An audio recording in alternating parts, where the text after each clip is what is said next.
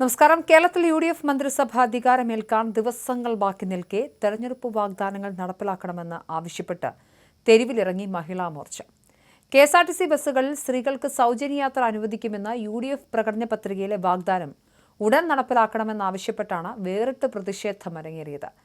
ബസ്സിൽ കയറി ടിക്കറ്റ് എടുക്കാൻ വിസമ്മതിച്ച മഹിളാ മോർച്ച പ്രവർത്തകർ കെ.എസ്.ആർ.ടി.സി ജീവനക്കാരെയും യാത്രക്കാരെയും ഒരുപോലെ കുഴപ്പിച്ചു.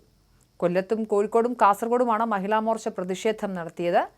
സംസ്ഥാനത്ത് എല്ലായിടത്തും സമരവും സംഘടിപ്പിക്കുന്നുണ്ട്. സൗജന്യ യാത്ര പ്രഖ്യാപിച്ചിട്ട് ഇപ്പോൾ ടിക്കറ്റ് ചോദിക്കുന്നത് എന്തിന് എന്നായിരുന്നു പ്രതിഷേധക്കാരുടെ ചോദ്യം. യഥാർത്ഥത്തിൽ ഒരു സർക്കാർ അധികാരത്തിലേറി സത്യപ്രതിജ്ഞ ചെയ്ത് അതിനെ ഔദ്യോഗികമാക്കേണ്ടതുണ്ട്. എങ്കിൽ മാത്രമാണ് നയരൂപീകരണത്തിൽ എന്തെങ്കിലും ചെയ്യാൻ സാധിക്കുകയുള്ളൂ. മെയ് 15 കെ.എസ്.ആർ.ടി.സിയിൽ സൗജന്യയാത്ര യാഥാർത്ഥ്യമാക്കുമെന്നായിരുന്നു യു.ഡി.എഫിൻ്റെ പ്രഖ്യാപനം. പക്ഷേ മുഖ്യമന്ത്രി പ്രഖ്യാപിക്കുന്ന അടക്കമുള്ള കാര്യങ്ങൾക്ക് തീയതി നീണ്ടുപോകുന്ന സാഹചര്യമുണ്ടായി. അതുകൊണ്ട് തന്നെ പ്രകടന പത്രികയിൽ 15-ാം തീയതി നടപ്പിലാക്കുമെന്ന് പറഞ്ഞത് പാലിക്കാൻ സാധിച്ചില്ല. പക്ഷേ കെ.എസ്.ആർ.ടി.സിയെ സംബന്ധിച്ചിടത്തോളം ഒരു നയരൂപീകരണം നടപ്പിലാകണമെന്നുണ്ടെങ്കിൽ യു.ഡി.എഫ് സർക്കാർ ഔദ്യോഗികമായി അധികാരത്തിലെത്തേണ്ടതുണ്ട്. അപ്പോൾ പിന്നെ ഈ ഒരു സമരമുറ തന്നെ അനാവശ്യമായിരുന്നു. എന്തിനാണ് ഈ പ്രഹസനം എന്നാണ് സാമൂഹിക മാധ്യമങ്ങൾ ചോദിക്കുന്നത്. മന്ത്രിസഭാ രൂപീകരണം വൈകുന്നത് തങ്ങളുടെ കുഴപ്പമല്ലെന്നും അങ്ങനെ പറഞ്ഞാണ് സമരക്കാർ സമരത്തിന് ഇറങ്ങിയത്. പ്രഖ്യാപിച്ച വാഗ്ദാനം പാലിച്ച് ശീലിക്കണമെന്നുമാണ് മഹിളകളുടെ ആവശ്യം. പലയിടങ്ങളിലും പോലീസ് ഇടപെട്ടാണ് പ്രതിഷേധക്കാരെ നീക്കിയത്. അധികാരക്കൊതി വെടിഞ്ഞു നൽകിയ വാഗ്ദാനങ്ങൾ പാലിക്കാനും സ്ത്രീകളോട് നീതി കാട്ടാനും കോൺഗ്രസ് തയ്യാറാകണമെന്നും മഹിളാ മോർച്ച ആവശ്യപ്പെടുന്നു. അതേസമയം സർക്കാർ ഭരണത്തിലേറുന്നതിന് മുന്നേ തന്നെ പ്രതിഷേധിക്കുന്നതിലെ പ്രഹസനം ചൂണ്ടിക്കാട്ടി നിരവധി പേരാണ് ബി.ജെ.പിയുടെ ഔദ്യോഗിക ഫേസ്ബുക്ക് പേജിൽ കമന്റ് ചെയ്യുന്നത്. ഞാൻ ബി.ജെ.പിക്കാരനാണ്. കോൺഗ്രസ് സത്യപ്രതിജ്ഞ കഴിഞ്ഞിട്ട് പോരെ സമരം.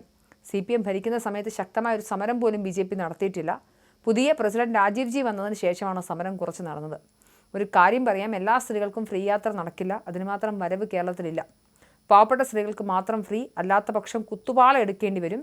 അതുകൊണ്ട് ബി.ജെ.പിയുടെ സമരം മാറ്റിവെക്കൂ, ഇനിയും ഇഷ്ടം പോലെ അവസരമുണ്ട് എന്നാണ് ഒരാൾ അഭിപ്രായപ്പെട്ടത്. മറ്റൊരാൾ പറയുന്ന അന്നേ ദിവസം എല്ലാവരും ബാങ്കിൽ പോയി 15 ലക്ഷം കൈപ്പറ്റിയ ശേഷം പെട്രോൾ പമ്പിൽ പോയി 1 ലിറ്റർ പെട്രോൾ അടിച്ച് 50 രൂപ കൊടുക്കുക.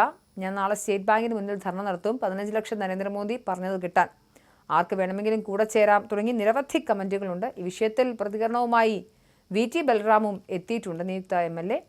കോമാളി നിലപാടത്തുള്ള പ്രതിഷേധമെന്നാണ് ബൽറാം ഫേസ്ബുക്ക് പോസ്റ്റിൽ കുറിക്കുന്നത്.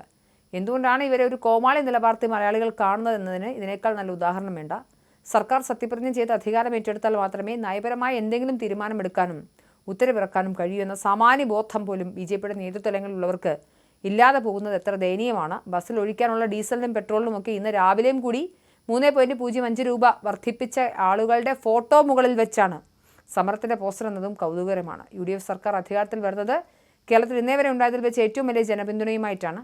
ജനങ്ങൾ നൽകിയ വാഗ്ദാനങ്ങൾ ഓരോന്നോരോന്നായി ഞങ്ങൾ നടപ്പിലാക്കുക ചെയ്യും എന്നും VT ബൽറാം പറയുന്നു.